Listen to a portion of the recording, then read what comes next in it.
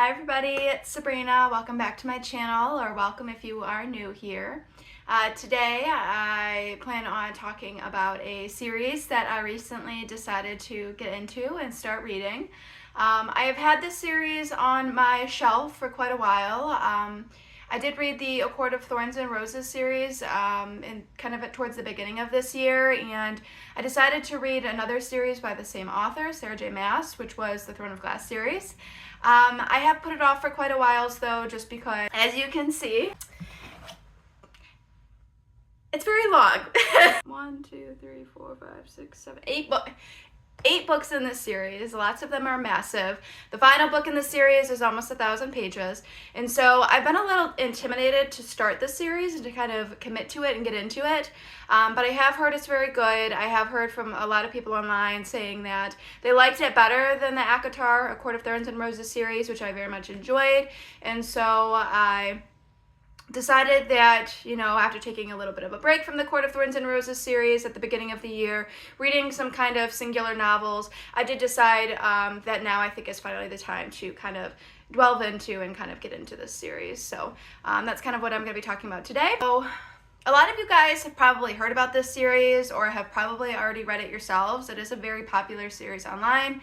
But there's a lot of debate on which novel to start with. Some people say you should start with The Assassin's Blade, and then some people say you should start with Throne of Glass. And so there's kind of different reasons people say why you should start with one book versus another.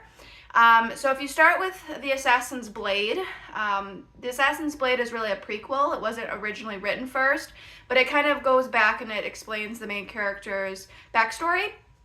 And so if you want to kind of read the series in chronological order, that's usually the recommended reading order is The Assassin's Blade, Throne of Glass, Crown of Midnight, Heir of Fire, Queen of Shadows, Empire of Storms, Tower of Dawn, and Kingdom of Ash. So that's the typical recommended reading order if you want to read the series in chronological order. Some people recommend that you should read Throne of Glass, Crown of Midnight, then The Assassin's Blade, and then kind of continue with the rest of the series. And I have also heard that you should read The Throne of Glass, Crown of Midnight, Heir of Fire, and then The Assassin's Blade.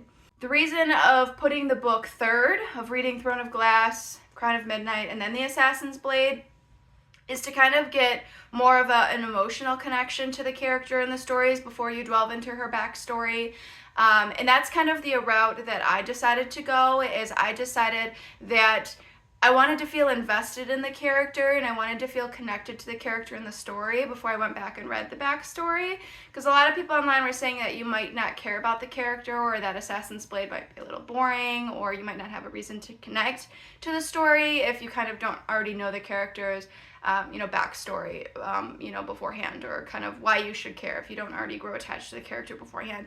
And I am very much so more of an emotional reader. I like to have that emotional pull and feel towards the book and the characters. So that is the route that I decided to go.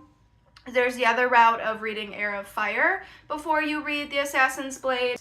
People online were saying that once you read Heir of Fire, that's really where the book kicks in and the story starts to get really exciting. And so it might be more challenging to then go back and read The Assassin's Blade after Heir of Fire rather than before. You might not want to go back and read the backstory. You might kind of want to just continue on with the series to find out what happens.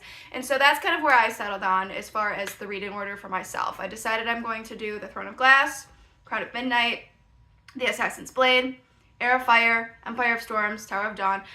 There's also talk of doing a tandem read with Empire of Storms and Tower of Dawn. That the events that happen in those two stories, they're kind of happening at the same time, but they're kind of two different characters' perspectives on it. And so there are a lot of people online who recommend a tandem read of those two books.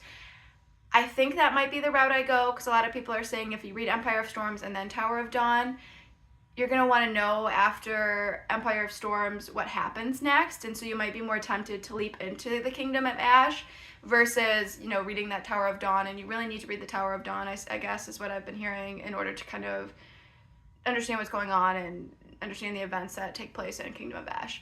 So I might do the tandem read, we'll see. They're both big books, so I feel like that would kind of be challenging to navigate, but there's lots of reading guides online on how to do this. And so I think that might be the route I go as well. Yeah, so I did start with A Throne of Glass, and I did finish Throne of Glass. And so I've committed to the order that I've decided, which is the Throne of Glass, Crown of Midnight, and then the Assassin's Blade. Basically what Throne of Glass is about is for those of you who haven't read the series yet and who are interested in, you know, kind of potentially getting into the series, is Throne of Glass is based on a assassin. So our main character, Selena, I think that's how you say her name, she is an assassin. And at the beginning of the story takes place, she is kind of been captured, and she is in these salt mines called, and she is then taken out of the mines and taken to this kingdom where the king is having a kind of competition to see who will be his next assassin. And whoever is the winner of this challenge, I suppose, this event, then kind of they work for the king for about 4 years, and then they kind of earn their freedom. And so she really gives in the story, it says that she's kind of the most famous assassin like in the land. So of course the king obviously wanted her to kind of participate in this you know, competition. And so as the story's going along, you know, she's in this castle, she's kind of fighting in these competitions to kind of earn her spot, you know, as the victor. She wants to earn her freedom, right? And there are kind of some events that are taking place. There's kind of some mystical events that are going on. There are some of the competitors who are kind of being killed off, and there's kind of a little bit of a mystery on trying to figure out what's causing it, what's going on, what's happening to these people. And that's kind of really what the story is about. So, and I'm not going to give spoilers. You know, I really don't want to go too much into kind of what happens at the end, you know, as far as ruining the story for anybody, especially since it is a big series. But as far as my thoughts on it so far, I will say it really drew me in at the beginning. It really caught my attention. It really drew me in. But then I kind of got a little bored as the story went on, kind of in the middle of the story when she's in the kingdom and she's kind of you know, going through these trials. It kind of slowed down, actually, in my opinion, and it kind of got a little boring in the middle of the book. And so I didn't really have a strong urge to really continue reading or to keep reading at that point. And I actually took a break, and I actually read another book. I read 1984. I did make a video about that as well, if you guys want to watch that. But I had to take a break. I read another book that I was a little bit more excited to read. And then after I finished that book, I kind of got back into it, and I committed to finishing this book. So I will say it did pick up a little bit more towards the end. It did catch my attention a little bit more, and you could tell the ending really built up, it seems like, a foundation for the rest of the series, on kind of what might be happening throughout the rest of the series, and kind of magical things that could be going on. You know, in the kingdom, magic has been banned. There is no magic, and then it kind of reveals towards the end, yeah, there are some people who still have the ability to perform this magic ability, and it kind of, I think, sets the tune that, you know, this is kind of what the rest of the series, like the foundation of what the rest of the series is going to be about. So it did pick up again a little bit towards the end, and it did kind of draw my attention again. But as far as like an actual rating of this book, I think I want to give it like a 3.5 stars. So honestly, really nothing that stuck out to me that really made this an exceptional or even really necessarily a good read. It was really just okay, in my opinion. I didn't really feel a strong urge, like I said, to continue reading or to really care about what was going to happen in the story at this point in this novel. Now, keep in mind, I did hear that the series gets better as you go along. I did hear that this is one of the weaker books in the series. Granted, Sarah J. Maas was only 16, I believe, 16 or 17 when she wrote this first book. But obviously, you can't read the rest of the series without reading the start of the series, right? And so it was okay enough that I decided to continue with the rest of the series, but it wasn't great yet. So my hope is that as the story goes on, and as I feel more connection towards these characters, and I care more about their story, and maybe as some of the more fantasy elements maybe start to pick up, like I said, towards the end, it kind of hints more about magical abilities and things like that. I'm hoping that I'll kind of get a little bit more drawn into this series and kind of care more about the characters and the events that are occurring.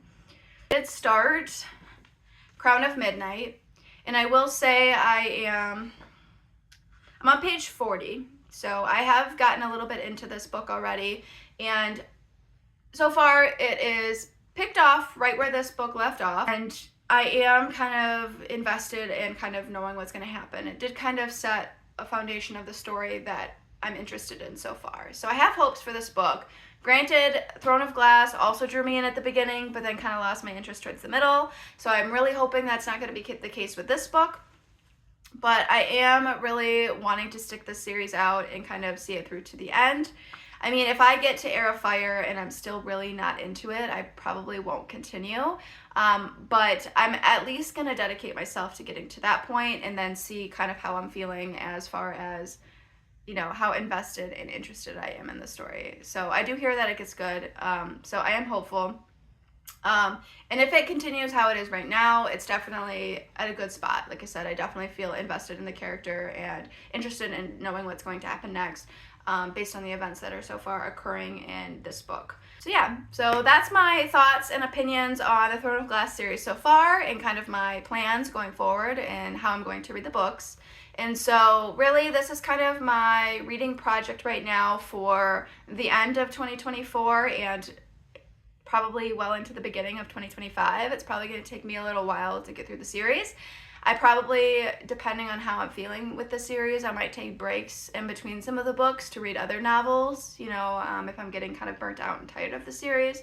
So we'll kind of see how that goes. But yeah, I do hope to, you know, hopefully finish the series, you know, sometime towards the beginning of 2025 and kind of update you guys and kind of let you know, my thoughts on everything. So if you guys are interested in that, you know, kind of seeing how my thoughts progress on the series as I move forward with it, please like and subscribe to this channel if you haven't already.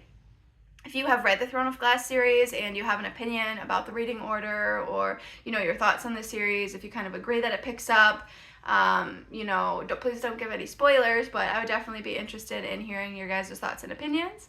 That's it for today. Thank you so much for watching this video, and I will see you guys again in another one.